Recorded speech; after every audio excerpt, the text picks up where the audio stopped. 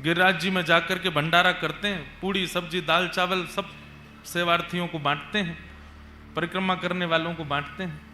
हम तो महाराज जी एक बस भर के सबको हर वर्ष हरिद्वार ले जाते हैं, गंगा स्नान कराते हैं, फ्री ऑफ कॉस्ट, 1 रुपया नहीं लेते। क्यों बताना है?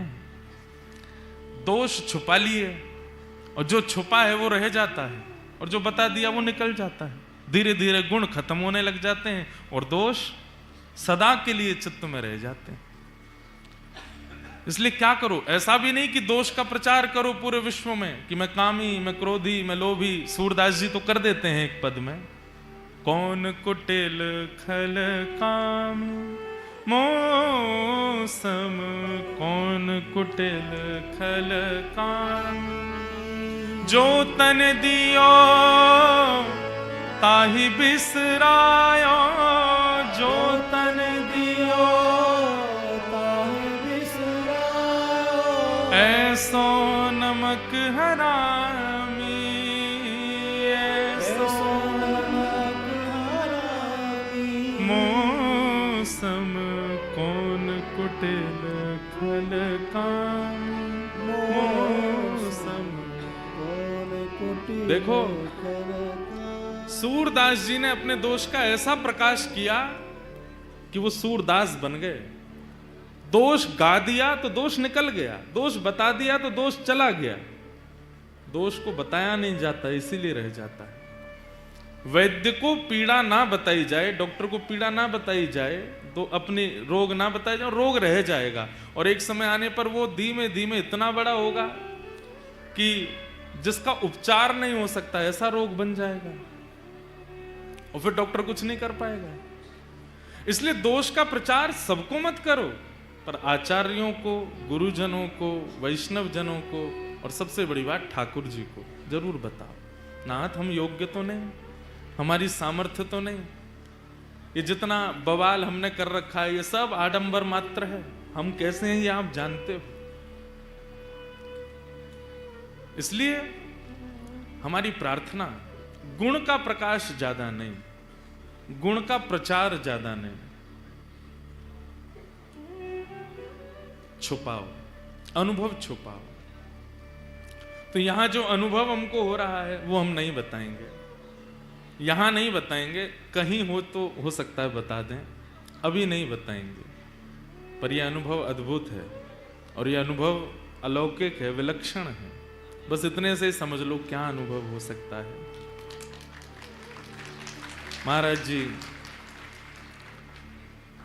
ऐसो हमको आप बता रहे थे कि महाराज जी को इतने वर्ष हो गए, इतने, पर लग ही नहीं रहा है, ऐसा लग रहा है कि वो सन्मुख ही विराज रहे हैं, और हम तो दृष्टि मिला ही नहीं पा रहे, वो एक टक ऐसे ही देख रहे हैं। सुनाओ, तो ये अद्भुतता है।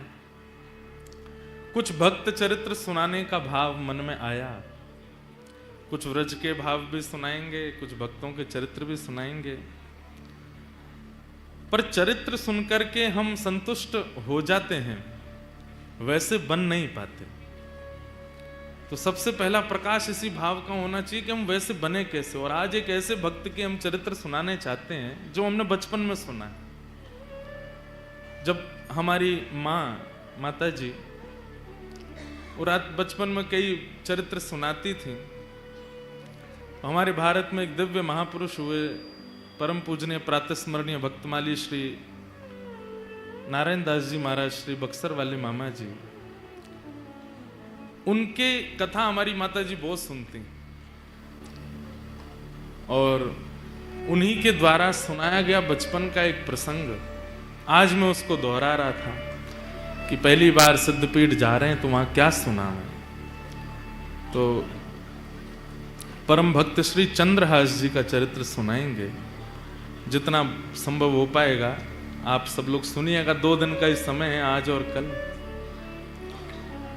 पर भक्त के लक्षण, एक बात हमारी बहुत ध्यान से सुनिए सब लोग।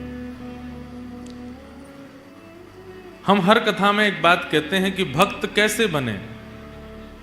2 प्रकार के भक्त हैं। एक भक्त तो वो जिसको ठाकुर जी प्रिय हैं, एक भक्त तो वो जिसको ठाकुर जी प्रिय हैं, और दूसरा भक्त वो जो ठाकुर जी को प्रिय है। हमारी श्रेष्ठता, हमारी योग्यता, हमारा साफल्य और हमारा सब कुछ क्या है, हमको ठाकुर जी प्रिय रहें है।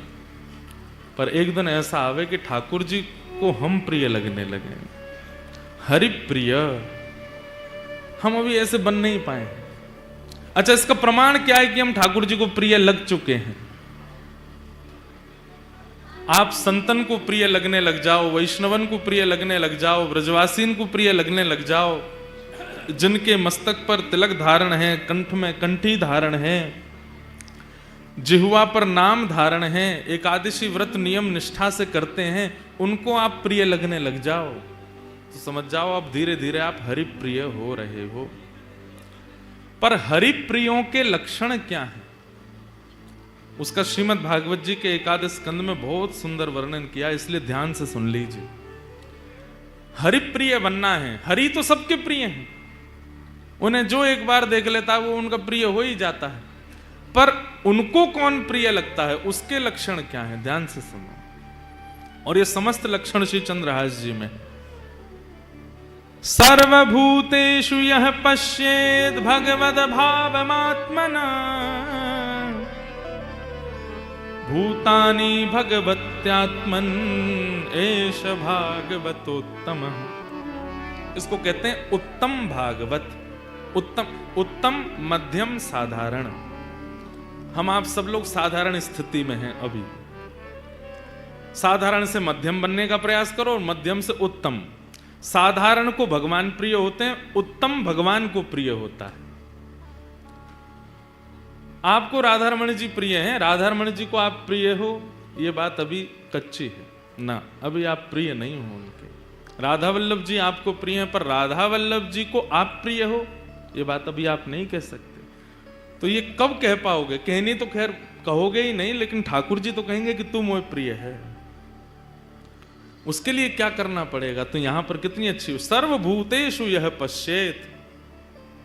जो सबको देखे तो सब में अपने ठाकुर को देखे।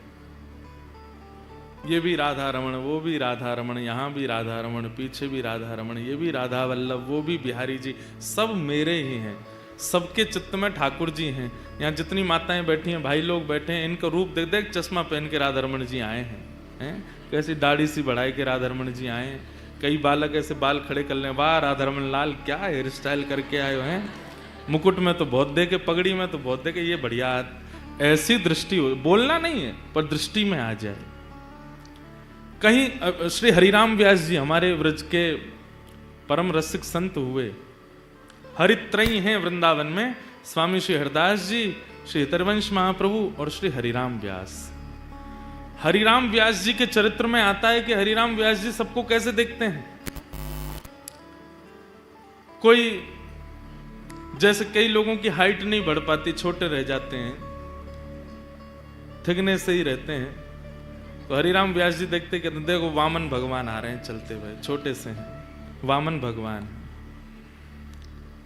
कोई बहुत क्रोधी दिख जाता, बात बात पर क्रोध आता है, गुस्सा आता है, सबसे लड़ने बैठ जाता है, कलेश ही करता रहता है। अब संसारी दृष्टि में तो हम लोग उसको दोष देख लेते हैं, अरे राम ये इससे तो पास दूर ही रहो, इससे लड़ता ही रहता है। पर हरिराम व्यास जी कैसे कोई बहुत लड़ने वाला दिख जाता, ओहो परशुराम जी हैं, चित्त में परशुराम जी विराज में, नेक में ही क्रोध आ जाए। किसी को बहुत चंचल देख लेते हैं, बहुत उधम मचावे, कभी यहां कभी वहां कभी, ओहो ठाकुर जी हैं, ये तो कन्हैया लाल हैं, हमारे नंद जी को लाला आगो है। और कोई बड़ा धीर गंभीर एक आसन में बैठा है, धीमे बोलता है, कम खाता है, रघुनाथ जी हैं, साक्षात राम जी आए। कोई शरीर में बड़ा विशाल, एक तो होता है मोटा, मोटा नहीं कहेंगे, विशाल। कई लोग होते हैं उनकी जिम विम जा जाके ऐसी पूरी बना ली है अपना शरीर, विशाल काय लगता है उनका स्वरूप। कौन है वो? नृसिंह भगवान। देखते ही थर थर डर लग रहा है। अब हरिराम व्यास जी की ऐसी दृष्टि है, इसलिए श्री जुगल किशोर जी प्राप्त हुए। और एक कोई पक्षपात की बात नहीं कह रहा हूं मैं, वृंदावन में सबको अकेले लाला मिले, एकमात्र श्री हरिराम व्यास जी जिनको जुगल किशोर मिले, दोनों मिले, प्रिया जी भी मिली और प्रीतम भी मिले। पन्ना में विराजमान जुगल किशोर जी। क्यों? उनकी दृष्टि ऐसी है, वो किसी में दोष नहीं देखते, सब में हरि दर्शन करते हैं, और यही उत्तम भागवत का लक्षण है।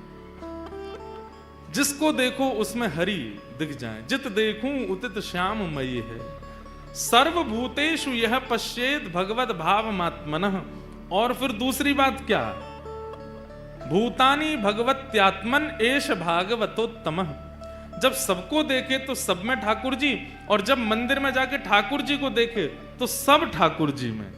यही मेरे मैया हैं, यही मेरे पिता हैं, यही मेरे चाचा हैं, यही मेरे ताऊ जी हैं, यही मेरे दादा हैं, यही मेरे पति हैं, यही मेरे बालक हैं, सब यही, और कोई नहीं।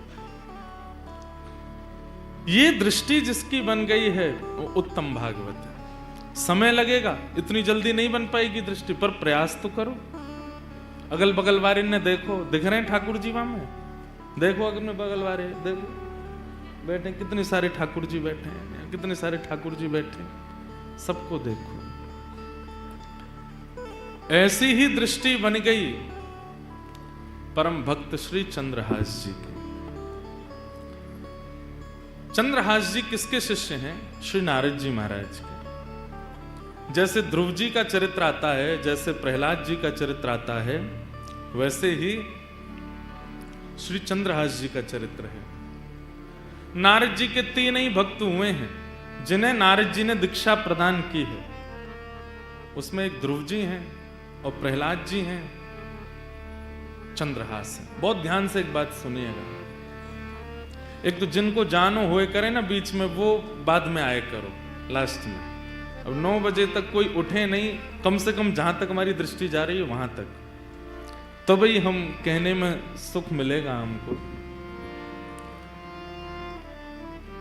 ऐसे तो अनेक भक्त हुए श्री नारद जी के, पर नारद जी से अगर कोई पूछता कि आपके कितने शिष्य हैं, तो वो 3 ही नाम बोलते थे, ध्रुव, प्रहलाद और चंद्रहास।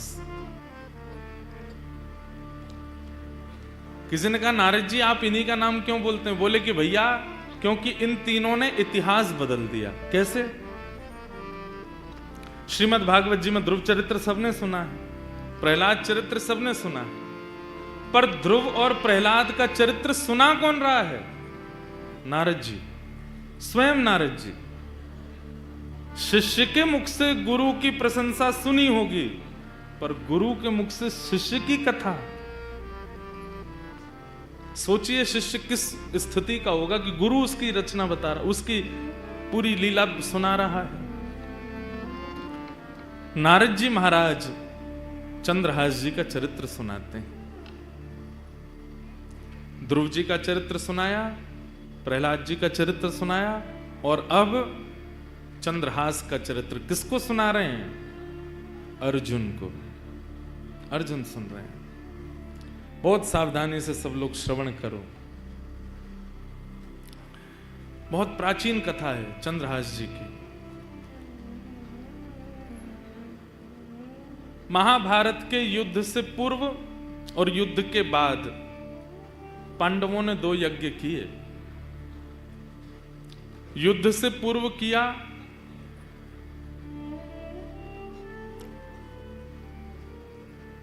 अश्वमेध यज्ञ, युद्ध के बाद किया अश्वमेध यज्ञ, और युद्ध से पूर्व भी एक यज्ञ पांडवों ने किया। अश्वमेध यज्ञ का एक नियम होता है कि यज्ञ करने के पश्चात जो राजा यज्ञ कर रहा है वो अपने घोड़े छोड़ता है। उन घोड़ों को, वो जिस राज्य में घोड़े जाएंगे, अगर वहां के राजा ने उनको बंदी बना लिया तो फिर उस राजा से युद्ध होता है, और अगर उस राजा ने घोड़ों को छोड़ दिया तो वो राजा जिसने घोड़े छोड़े हैं उसके अधीन हो जाता है। तो युधिष्ठिर जी ने घोड़े छोड़े, और घोड़े छोड़ करके नियम बना दिया, उस पर लिख दिया ये घोड़े सामान्य नहीं है। धर्मराज युधिष्ठिर ने महाभारत युद्ध जीतने के बाद अश्वमेध यज्ञ करके इन घोड़ों को छोड़ा है। ये जिस जिस दिशा में जिस जिस राज्य से होके निकलेंगे वो सारे राज्य युधिष्ठिर के माने जाएंगे। वहां के राजा युधिष्ठिर के नीचे काम करेंगे। और अगर इस भाव से किसी को दिक्कत हो तो युधिष्ठिर से युद्ध लड़ने के लिए तैयार रहना। घोड़ों के पीछे सेना लेकर के अर्जुन चल रहे थे। 2-4 लोगों ने घोड़ों को अपने राज्य में घुसने से मना किया तो अर्जुन ने युद्ध करके उनको परास्त कर दिया। इसी प्रकार फिर जब वो घोड़े पूरी पृथ्वी की चक्कर लगा के वापस आ जाते तब उस राजा को कहा जाता चक्रवर्ती सम्राट। इसको कोई नहीं हरा पाया। युधिष्ठिर जी ने घोड़े छोड़े, राज्यों में प्रवेश करते कई राजा तो अधीन हो जाते, बोले हम युधिष्ठिर जी के नीचे रहने को तैयार हैं। कई नहीं रहते तो अर्जुन युद्ध करके उनको नीचे कर देते। सब जगह भ्रमण करते करते जब वह घोड़े कुंतलपुर पहुंचे,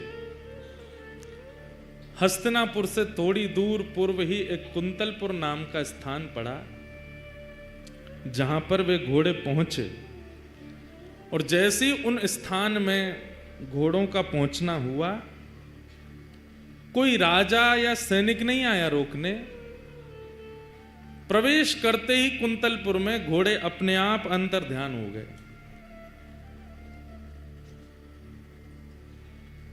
अपने आप अंतर ध्यान हो गए।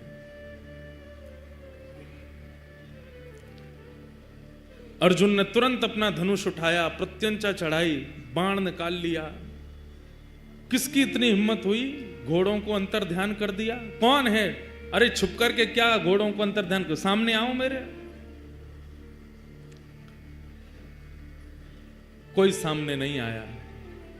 तो अर्जुन के पास तो ऐसी ऐसी विद्या हैं कि अगर कोई छुप भी जाए या कोई कहीं भी पहुंच जाए, वो अगर उसका स्मरण करके बाण छोड़ देंगे तो बाण उसी को जाके लगेगा। अर्जुन ने तुरंत बाण का संधान किया और स्मरण किया, जिसने मेरे घोड़े को अंतर ध्यान किया, छुपाया है, ये बाण उसी को जाकर के लगे। युद्ध की चुनौती। जैसे ही अर्जुन ने बाण का संधान किया, इतने में ही आकाश में नारद जी प्रकट हो गए। अर्जुन, इसी वक्त अपना बाण नीचे रखो, धनुष बाण नीचे करो। क्या कह रहे हैं आप? ये तो नियम बना था कि जो भी घोड़ों को पकड़ेगा उससे युद्ध करना पड़ेगा, और कोई छुप करके अगर घोड़ों को अपने वश में कर ले, मैं उसको मारूं ना? ये कैसे हो सकता है? तब नारद जी महाराज बोले, क्योंकि जिसने तुम्हारे घोड़ों को अपने वश में किया है वो सामान्य नहीं है, वो तुम्हारा शत्रु नहीं, तुम्हारा मित्र बनने योग्य है। ऐसा क्या गुण है उसमें? कोई बहुत बड़ा दिग्विजयी राजा है या क्या ऐसी क्या खूबी है उसमें कि मैं उसको अपना मित्र बनाऊं? तब नारद जी महाराज ने कहा, जिस प्रकार तुम कृष्ण भक्त हो, ऐसे ही जिसने तुम्हारे घोड़े हरण किए हैं वो भी कृष्ण भक्त है। कुंतलपुर का राजा, उसका नाम है चंद्रहास। इसलिए तुम उस पर बाण चलाने की कोई चेष्टा मत करो। अर्जुन तो तुरंत सुन के, ये बात सुनकर के वो कृष्ण भक्त है। अर्जुन बोले, मैंने पहले तो कभी नाम नहीं सुना चंद्रहास का। बोले, जरूरी थोड़ी है कि सारे भक्त प्रकट ही होते हैं, कई अप्रकट भक्त होते हैं, और अप्रकट भक्त ठाकुर जी को अति प्रिय होते हैं, जो अपनी भक्ति प्रकट ही नहीं करते, पता ही नहीं चलने देते। बगल वाले को नहीं पता, बगल वाले की बात पत्नी को नहीं पता कि ये भक्त हैं। ऐसे भक्तों के चरित्र भी भक्तमाल जी में है। अंतर्निष्ठ राजा, पत्नी को ही नहीं पता कि पति भक्त है।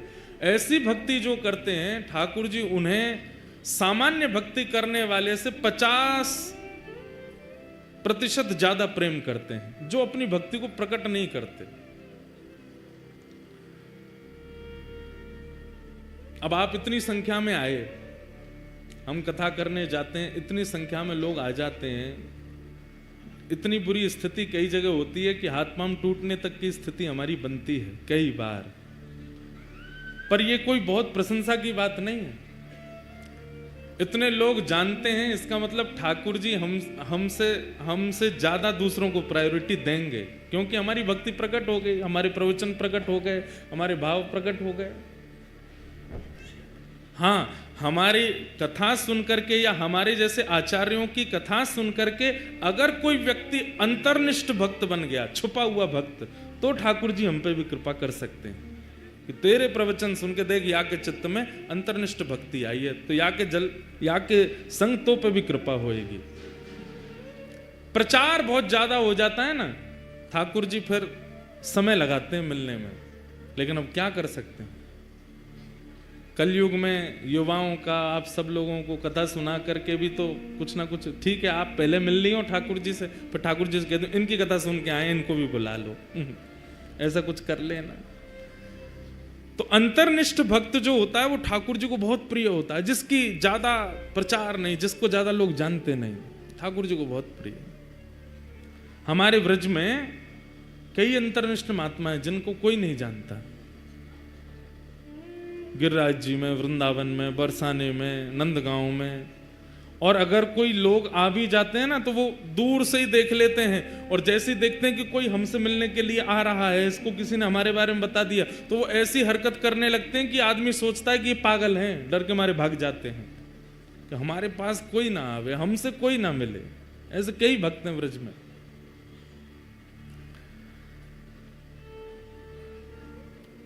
हमने कईयों के दर्शन किए। एक तो वृंदावन परिक्रमा में जो बहुत पुराने लोग होंगे, वृंदावन परिक्रमा करते रहे होंगे, तो उनको शायद पता होगा, अंग्रेज मंदिर पार करने के बाद जब परिक्रमा आगे बढ़ती है और धानुका आश्रम आदि सब पार करने के बाद एक चौराहा पड़ता है, जहां से हमारे आजकल परम पूजनीय श्री प्रेमानंद जी महाराज निकलते हैं परिक्रमा मार्ग में, जहां से वो आते हैं, उस स्थान पे, उसी जगह पे, उसी चौराहे पे एक बाबा पड़े रहते थे निर्वस्त्र, और वो चलते फिरते परिक्रमा करने वालों को कंकड़ पत्थर मार देते थे।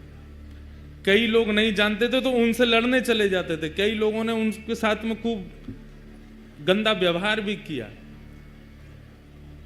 परंतु वो अंतर्निष्ठ महात्मा थे, निर्वस्त्र रहते थे बिल्कुल। दिसंबर जनवरी भयंकर कोहरा में भी निर्वस्त्र पड़े रहते थे, कोई कंबल दे जाए तो पहन लेते थे, कोई रोटी दे जाए तो पा लेते थे। अब वो नहीं है शरीर से, पर वो अंतर्निष्ठ महात्मा थे। ऐसे भक्तों को जो अपनी भक्ति छुपाते हैं उनको ठाकुर जी बहुत जल्दी प्रेम करते हैं। तो अर्जुन ने जैसे ही सुना कृष्ण भक्त,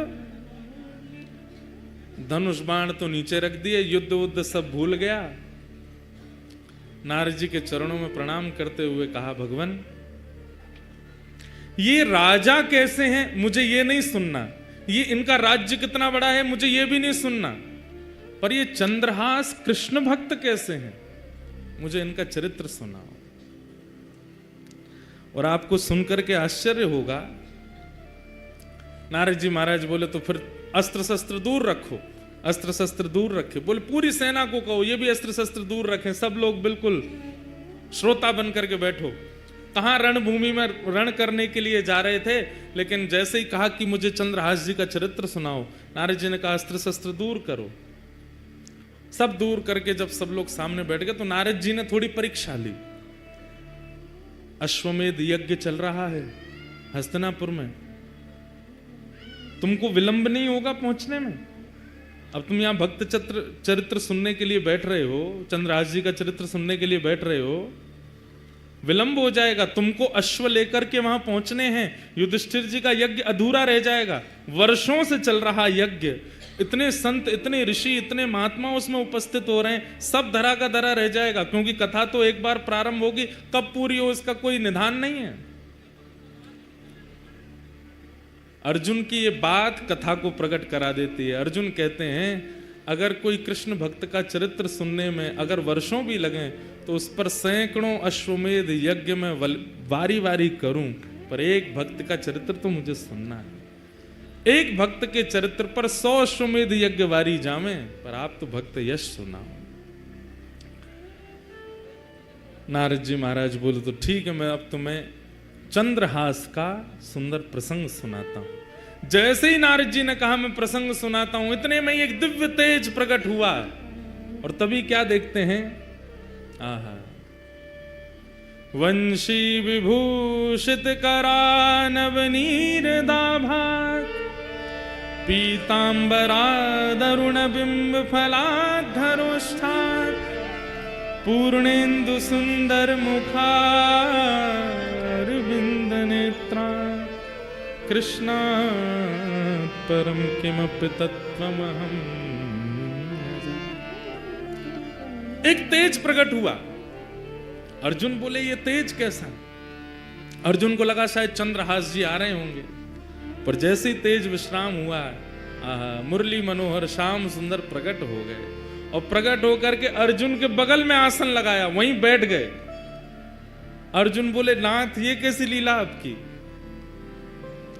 बोले भागवत की कथा सबको सुनने का अधिकार है, भक्त चरित्र का मुख्य श्रोता तो मैं हूं, सबसे पहले मैं आकर के बैठूंगा, व्यास जी का तिलक करूंगा तभी कथा होएगी। भक्त चरित्र तो मैं सुनता हूं। चंद्रहास का चरित्र यहां पर सुनाया जाएगा या किसी भी भक्त का चरित्र सुनाया जाएगा, मेरे बिना नहीं प्रारंभ हो सकता, तो मुझे आना पड़ेगा।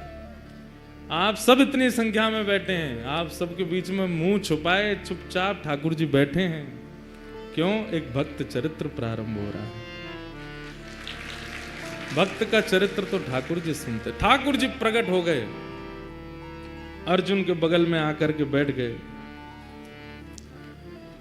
अर्जुन के तो भाव ऐसे प्रकट हो रहे हैं, नाथ कितनी कृपा। नारद जी महाराज भावुक हो गए, भगवान आज्ञा हो तो अब मैं चरित्र सुनाना प्रारंभ करूं। ठाकुर जी बोले निश्चित सुनाओ, अब कोई विघ्न नहीं आएगा, कोई रुकावट नहीं आएगी, तुम तो सुंदर अब चरित्र सुनाओ।